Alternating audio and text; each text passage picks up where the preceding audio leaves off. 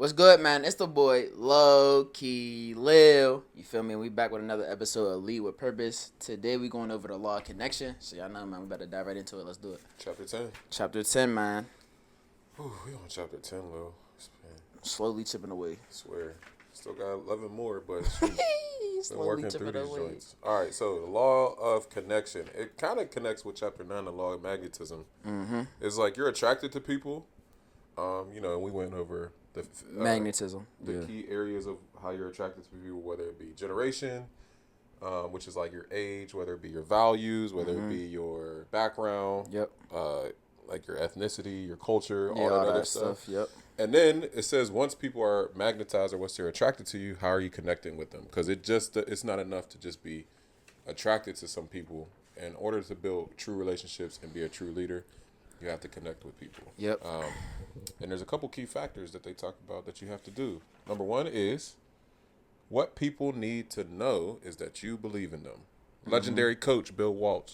This was a quote from there. He said, "Nothing is more effective than sincere, accurate praise, and nothing is more lame than a cookie cutter compliment." So this is like if you do something well, or somebody is shouting you out, if they just give you an old run of the mill, like, "Hey, I see you." I see you. Yeah. It's not the same thing, I but see you. if somebody gives you a clear, like concise, it's real specific to what they did, it means a lot more. And people, I can see this even when I teach kids too. So Yeah. you have any examples of anytime somebody gave you a real accurate compliment? I just felt like just a lot of things that I do, like even for this podcast, like people just see. I've been getting this a lot lately, like just been seeing like people saying like, "Oh yeah, I've been seeing your stuff, like yeah, like what you been doing," like actually like asking and like inquiring about what I'm doing, and I guess they see like they got a belief in what I'm doing enough to like be watching it and enough for it to be seen. So like I said before, like in previous episodes, like people might not always know what I'm doing or why I'm doing it, but they believe in it enough to comment on it, or they're seeing it, and some of the stuff is resonating with them. So like I feel like that's just a prime example, like that happened recently. There's sometimes when you haven't even dropped a clip of something that we've said, Yeah. and somebody's come up to me like, "I remember y'all was talking about XYZ," and I'd be like, "Oh, you really watched it?" Yeah, like you watched that. Yeah, yeah. You really watched it. So no, that's I could definitely feel that. The next one I underlined another quote in here by Napoleon. And Dynamite. Say that. No, it's not. The French general Napoleon Bonaparte. He says, "A leader is a dealer of hope. When you genuinely believe in people and can communicate that belief, you give them hope and a better future." Man, I got to do this all the time. Yeah. As a teacher and as a coach. Like, you got to be the first person to say, "Yo, you can do this stuff," because athletes and even kids in the classroom be down on themselves. So when you really tell somebody like, "Yo, you could do it," you really have the option as a leader too. Like you can literally like destroy somebody's future, or you can create it. Yeah, facts. Based on what you say. And it's not even sometimes what you say. It's sometimes who you are too. No, I wasn't going that direction, but that's true too. But it'd be it's not what you say to their face. Mm-hmm. It's what you say to other people that they might just catch. Like, yeah. I know sometimes like if I'm talking to another teacher in the hallway about another kid, like they can eavesdrop easily. So I try to always make sure that I'm saying something positive about them, because like if they hear something wrong the wrong way, it can destroy that relationship and that connection that they have with you. So for sure. All right, number 2. Key areas of connection. It says people need to see you. So you have to be an example. And this is just practicing what you preach. Yeah. I feel like this is kind of like what our grandma said before, like be the head, not the tail type of thing. Yup. So I just feel like practice what you preach. Like that's what anything. Like don't say like, yeah, I'm super fit, but really behind the scenes or eating snacks, doing all this other type of stuff. Like you feel me? Like if this is what you're preaching, you need to lead by example type of thing. I think we had that conversation before about old heads. Yeah, like do as I say, not what as I do. Yeah, and I feel like that's not a valid statement, because like if you're trying to tell me to do it, but you don't do it yourself, like that's just, I don't know. Like for me, it makes me think about, like, I know some of my coaches out of had like never played sports before, so it's like some of the things like you're saying to me, like you're a coach, so you're saying it, but it's like you never really done it either. Yeah. So like it's hard to have any type of credibility like behind what you say. So like that practice what you preach thing, I feel like holds a lot of weight. And if you're preaching it and it's something that you actually believe in, that and you're confident enough to say, like you need to be behind your words and have the actions to support that, or you're gonna look like a lame fraud, like whatever you want to call it. Just be yourself. And if you don't know it, just don't say it. Yeah, facts. Like if that's not your lane, just keep it not your lane. I love telling people that's none of my business. I don't know. Or yeah. I ain't got nothing for you. I don't know. Yeah, I don't really know. I'm not an expert in that field. Like that's not my field. I love saying I don't know. And I think some people be scared to do that when it's talking about connection, especially when you have a new person that's coming into your life. Mm-hmm. You want them to accept you, or you want them to be connected to you. And you want to show your best version of yourself too. Bro, I really don't know. I ain't got the answer. Yeah. Especially into this dad life. How you? Is we trying to potty train right now? I don't know how to do that.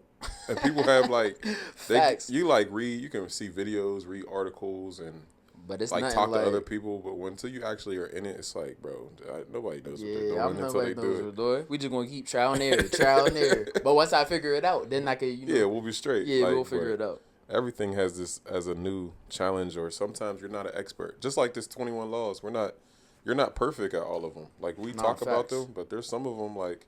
Even in this first 10 where we were like, yo, this one wasn't for me. Like, this is not it's not one of my good laws. This is actually not one of my good laws. I don't think so.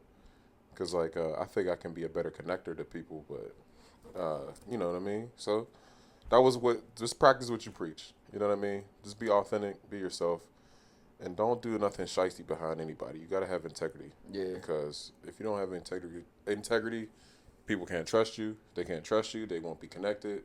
Then it's a whole whole slippery slope. So, number 3, it says what people need to feel. So they need to feel that you value them. Yep. And I feel like we talked about this before. Yeah, a lot of these things are starting to circle back like and connect.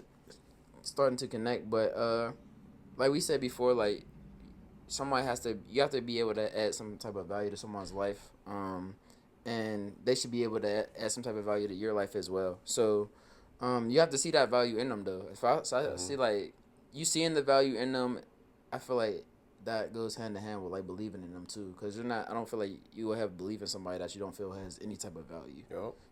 Quote says you must develop genuine respect for them and place value on them, not for what they can do for you, but simply because they have value as a human beings.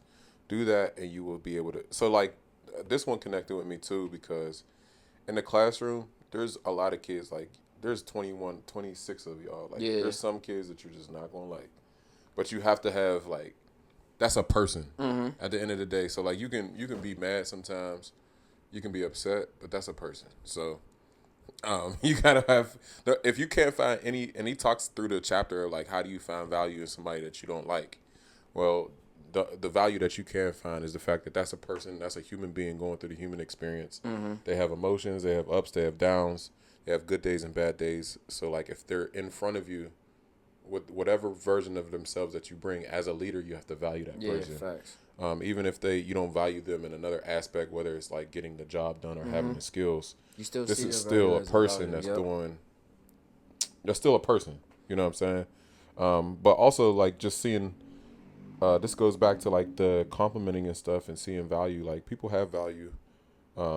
I remember I was talking to my boys. I texted them a couple days ago, and I just told them, like, thank you for who y'all was in my life, because the friend group is, like, one of the most important things that you can cultivate out of your life. And we're going to get into that real soon. Because if your friends are not... Oh, yeah, swear that's the next chapter. We're going to get into that on the next one, for sure. Yeah, I ain't going to say too much, but because we are going to talk about it in the next chapter. But if your friend group is not straight, bro, it doesn't matter what your parents say. So, like... Yeah. But people have to understand that you value them, and that'll bring even bigger connection. Like I got friends, but I treat them as brothers because we were able to have those conversations together. So, we only got one question this week. Yeah, the questions on this one weren't really our speed, so we just gonna answer this. I mean, we wrote and discussed, but yeah, it's nothing for the episode. Like, yeah, it wasn't really nothing. That was. You'll go through it yourself. It was a lot of like. What do you call that? Introflection? Yeah, it was like reflection questions, to be honest. But all right, so number 5 says, how have you connected recently with somebody on your team? Did you take initiative in the relationship, or did that person initiate it? Up to now, why do you think it was or wasn't important to connect with people in your work environment? Yeah, so I'll actually take this one like to my actual like my 9 to 5. Mm-hmm. So like my supervisor is somebody that I feel like we develop a connection. Number one, because we've been working together like side by side on a lot of projects and stuff. But number two is like at the end of the day, like I was new there and I knew like I didn't really know what I was getting myself into. Like, and I was a person I knew I needed to lean on to, gain the skills and the knowledge and the resources that I needed to be successful at my job. So with that being said, like I leaned on her a lot at the beginning, to show me the ropes, the ins and outs, and allow me to fail as well. So like, What was your magnetism point? Age connection? no, so she's older than me. She's not the same demographic as me or anything like that. But one thing that we can't connect with is we both went to Penn Hills.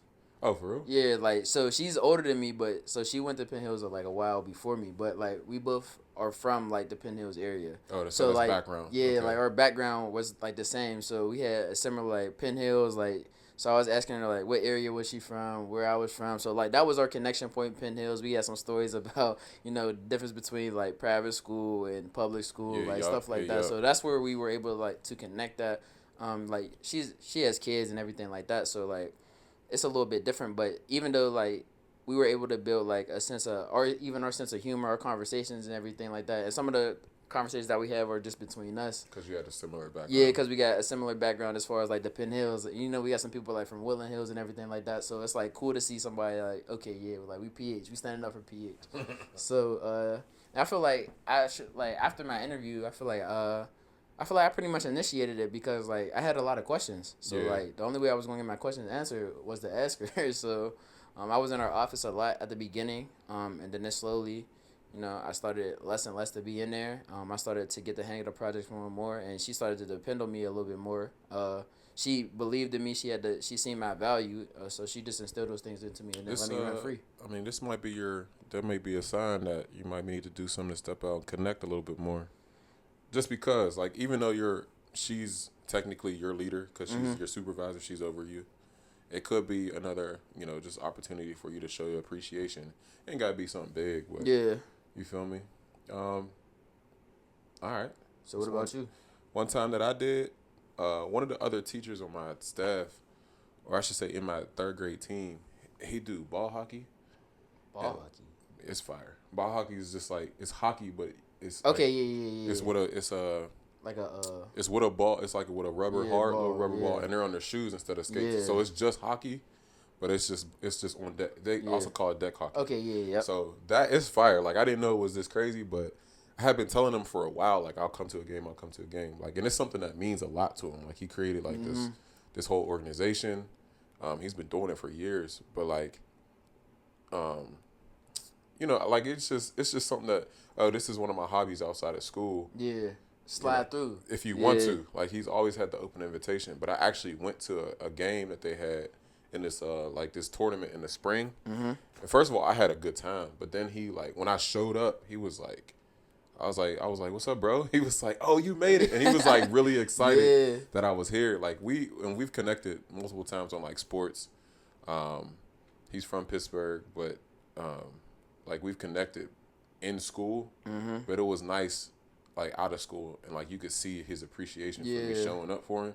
So like that was like a good connecting piece for me. And I was like, even when I left, I was like, man, that really meant a lot to him. And then he was even to the point where he told me like that meant a lot, and he got me like a complimentary jersey of his squad. Oh and everything. So like he really I was locked in. He was locked in for sure. And I didn't know ball hockey was that fire to watch. Like I know, like you watch the Penguins and stuff like that stuff is fun, but like.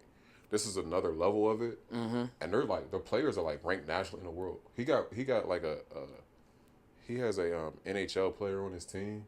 Oh, like they really get to it. No, like they get to it. Oh, like, they get to it. And they won like multiple championships. Like they get to it. No, they're hard. Shout out to Pittsburgh Gods. If y'all are ever in the ball hockey circuit, the Pittsburgh Gods is the squad, and that's the ones I'm rooting for. So like that's my favorite ball hockey team. Shout out them. No, they're hard. Like they be traveling to Canada and stuff, doing tournaments, and they usually win the joints. Like people be coming to him asking him like how you do what you do because y'all want so much. So, nah, showing a real appreciation, like going to a game, and it's something that didn't take a lot from me. It was just showing up, and going. The event was free, like they catered like chicken. Yeah, so it was cool. Like so it went all around. So it was definitely fun. So. That's just showing appreciation, like taking interest in somebody else outside, because everybody has these lives that they live aside from the 9 to 5. Even another teacher on my staff, like her daughter just graduated, so like even me getting like a graduation gift, like she really appreciated that. Yeah, and I got them cards at the end of the year, and it was literally because I really like the people I work with, and people be telling me like, you don't want to move up or you don't want to go to another school. No, I'm locked in because the people that I'm actually working with. Because teaching is like crazy. Like it can get stressful sometimes. And sometimes I'd be like, bro, I'm not supposed to be doing this forever. But then I see the two of them across the hall. Yeah. And we just getting it together. Like, so that's my team. And they're both older than me. Like a lot older than me. So, but we're actually really close. So it's a connection point. And then you show genuine connection. And then you feel the love. When you feel it like come back to you. It's like, oh, these. And it's not one of them like what bro said, like the little half compliments type of thing. Or yeah, it's like on some real, like I'm really here just to kick it for real. And he was like, because whenever I came back to the game, like I was giving him my like little 2 cents on like what I think happened, because they lost in a shootout. It was like the game was good. Yeah. And like I gave like my little analysis of the game. He was like, yo, that's spot on with some of the stuff I told them. So. Like, no, it was genuine because I, like, really enjoyed myself, and I appreciated the invitation. And he's come to football games before and stuff. So yeah, there's love on both ends. So that was a law. The law was this law of connection? Yeah, that was a law of connection, chapter 10, man. So yeah, we going to be back with another episode. We're going to chip away at this. We better halfway there. We almost at a halfway point, so then we coming up on the end of it. But yeah, we better keep chipping away at this. Chapter 11 coming soon, man. Stay tapped in, stay locked in with us.